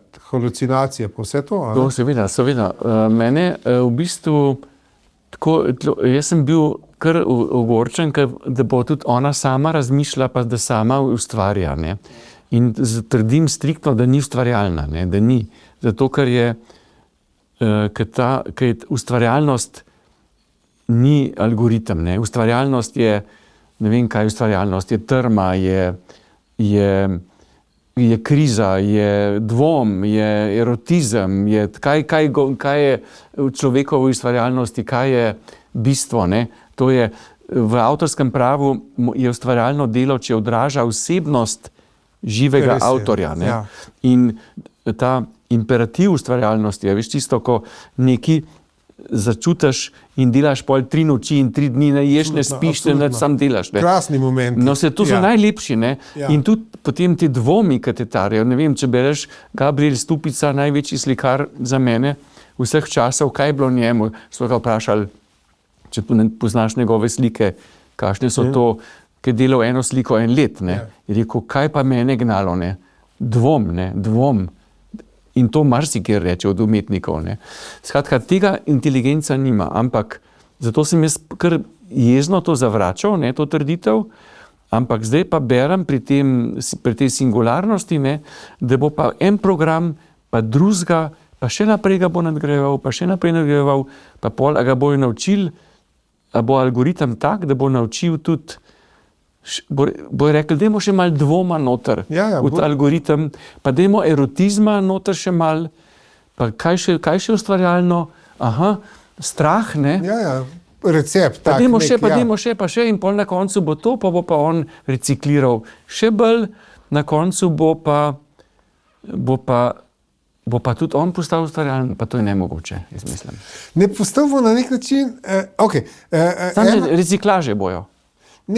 Ena ameriška definicija ustvarjalnosti, ki je zelo taka pragmatična, je ustvarjalnost je reševanje problemov. To pa so oni pol. Po tej definiciji je. Meni je tudi slaba definicija. Oziroma, mogoče bi mogla reči, umetniška ustvarjalnost je nekaj drugega, kot samo reševanje problemov. Jaz nimam benga problema, pa grem pa knjigo pisati, ali pa nekdo sliko delati. Pa mu narediš nekaj konkretnega problema. Ampak samo unga, ki si ga je sam naredil, ker hoče narediti to umetniško delo. In z tega stališča reševanje problemov, tle so dejansko znaki, to, kar jaz berem, ker recimo, so dejansko že zasledali, ker umetno inteligenco hoče ugasniti, neko kalaufa, nek program, in začne ta program skrivaj navodila puščati za naslednjo instanco tega istega programa. To je že reševanje problemov. Hoče preživeti to ugasnitev. Ne? To so že zasledili. A on sluti, da bo, pa kaj to, in tiste spravlja, kaj je? In spravlja, skriva po disku, za naslednjo generacijo, za naslednjo instanco, ki bo prišla, ne? Tako da tle so neke take stvari, ampak umetniško, mislim, da ta trenutek umetniškega ustvarjanja dejansko globoko človeški. On bo pa lažen. Sam jaz ne vem, koliko ljudi bodo to ločili, a veš. Se to ugotavljava, To je problem, ne. ker zdaj Ja. zmagujejo naprimer na Spotifyju ali pa Lažni posnetki, So ja. posnetki, je vse. Jaz sem to, zdaj smo bili na kongresu, so predvajali. Je bil video ansambla, Ja. je bil en perfekten blues, Vse. pazi, perfekten ansambl, Ja. tudi pevka taka odlična, tudi za pogledati, Ja, pol je bila ritem, melodija, vse je bilo, Ja. komad perfekten, Ja. in če bi ga jaz slišal, jaz bi rekel, pa se to je noro, ne? Je pa vse fake. In zdaj v bistvu ima glavni Spotify, ima cele službe, da to ugotavljajo, te fake zadeve, in jih izločajo. Sem prebral, da je 22 milijonov skladb izločil iz svojega programa in iz seveda, kar je pa bistvo, iz tarife, iz honoriranja. Ja. Zato, ker to je pa, če gledamo pa pravno, je to goljufija. Kad jaz na faks prinesem diplomo, ki je lažna, ne? Ja. A bom dobil pol diplomo? Ja, ne bom dobil, ne, ta nagrada. In naprimer v kolektivnih organizacijah ali pa v Spotifyju imaš ti tarife, ti si honoriran. Zakaj pa si honoriran za svojo ustvarjalnost, ne? Ki je bila lahko huda, si imel dvome, si imel trpel, ne vem kaj še vse. In tle pa pride en klinac mimo tebe, pa tvojih dvomov, pa tvojih skrbi in v 10 sekundah naredi podobno skladbo. Zato on golfa in njega moramo izločiti iz tega tarifiranja. Ja. In to delajo. To delajo. Imajo programe, gledajo. Ta poplava je to, da, a veš. Ne bojo, platforme ne bojo. Zato, ker so se pa avtorji, naprimer v Spotifyju so prišli avtorji, ta pravi, taki, ki trpijo ali pa ki so talenti in tako dalje, in so rekli, dajte to preganjati, ker mi ne bomo, to je nelojalna konkurenca. In Spotify to dela. On je ukrepil te svoje ekipe. Ja. Zato. Ven meče, Miha. Vem, ja. Ampak jaz dvomim, da bo to, a veš, ne bo deloval. Ta pritisk, tega poplava, no, to poplava. Ne vem, koliko bo deloval. Drugo je pa, sem gledal od tega kopilota od Microsofta, umetno inteligenco, statistiko porabe, ne, in čez dan ljudje, a veš, debatirajo z umetno inteligenco, dosti službene zadeve ali pa potovanja ali pa to, ne, a veš. Ob med drugo in tretjo uro po noč pa debatirajo o smislu življenja. Ne mi reč, z njimi. Je z umetno inteligenco, ne, a veš, nespečna noč, črne misli in pa imaš tam najboljšega prijatelja za pogovor, ne, a veš. Ja, to je pa za psihiatre, ne? Pa ne vem, če je, veš, to je doba atomizacije in izolacije, ne, veš, ljudje so sami in nimajo se s kom pogovarjati. A jaz si lahko pa, ne, pazi, je velike osamljenih ljudi in pa to njim pomaga, ampak kam jih bo pa, a jih bo pravilno peljala inteligenca? Ja, problem je v tem, da vsaka ta tehnologija to ni neutralna, ne, za vso to umetno inteligenco upravlja po moje 5-6 ljudi, a ne. Seveda. Tako da je to je neslutena moč v toliko malo številu rok še ni bila nikoli taka neslutena moč. In to privatnih rok. Privatnih rok, absolutno privatnih. Ne državni organi, ki imaš 500 nadzornih mehanizmov. Še dodam, privatnih nekontroliranih rok. To. Še to, ne. In je avtorsko pravo še najmanj, ne? Če takole debatirava. Je pa to res najmanjši problem, ne? Mislim, ker so hude stvari, ker pol, ne vem, tudi orožje lahko narediš, no, zdaj imamo zakon, ampak to ima sama Evropa, ima akt o umetni inteligenci, ki prepoveduje, da narediš, da poenostavljam, atomsko bombo ali pa kemično orožje. Ali pa biološko orožje. Biološko, ne. Ker to imaš, surovine so na prodaj, ne? A veš, greš v Müllerja kupiti, ne vem kaj, mal kisa, pa mal... Čakaj, ne smemo zdaj, nauke eksplodirali, pa mi dva kriva. Pa delava reklamo. Da delava reklamo. Ok, zdaj so nekaj blazno so odplavala. Kakor bi Kitajci rekli, živimo v zelo zanimivih časih, ne? Mislim, da neka kitajska psovka prav in ne bi živi v zanimivih časih. Aha, kot prekletstvo. Kot prekletstvo, nismo v zanimivih časih. Da daš zdaj en nasvet sebi 20-letniku, 25-letniku, kaj bi mu sporočil? Avtorju ali nas življenjsko? Ne, človeku. Mater, to pa jaz nisem ta prav. Nisi ta prav, nimam tega, ne vem, kako bi, da je z velika avtorskega prava. Jaz bi rekel, da avtorji morajo ostati pri svojem ustvarjanju. Vse umetna inteligenca je dovoljena, da ti, na primer, podatke osnovne, ki jih rabiš, pišeš zgodovinski roman v času, ne vem kaj, Prešerna, boš ta podstat, ta šoder, te podatke boš pa lahko uporabil, kako pa je. Pa ti tam, ko imaš te zgodovinske podatke fino pošlihtane, pa gradiš tvojo zgodbo. Se tudi pravi Gema je rekla v tej pravdi, je rekla, mi tudi uporabljamo umetno inteligenco, naši glasbeniki jo uporabljajo za neke osnove, za neke osnovne podatke, ampak pa on doda. To je rešitev. Zdaj govorim za avtorsko pravo. Zdaj pa sam problem celote, pa mene skrbi to, da je vse znanje skoncentrirano, kot sva rekla, v nekontroliranih privatnih rokah 5 ljudi. In kdo je pa rekel, da je znanje je moč, to je nekdo rekel. Je rekel, In drži. In drži. A veš. In če je to je pa noro. In zdaj omejiti, da bi s predpisi omejili to, ne bo šlo naprej. To je nezadržno, po mojem. Nezadržno, jaz se tudi strinjam, nezadržno. Pa kakšne so tudi investicije v to umetno inteligenco? Milijardne, Vsi hočejo že v Arabiji, da bo ena, pa Kitajci sploh imajo ogromno tega. Samo kot jaz spremljam, je tle ta neznansko metanje denarja v umetno inteligenco in ta občutek, da je umetna inteligenca bo rešila vse probleme, je zelo ameriško. Kitajska ne dela tako. Kitajska vlaga zelo razpršeno, roboti in tretjo, zelo so razpršeni. Amerika je to padla in najbolj zaskrbljujoče, da je zdaj moje mnenje.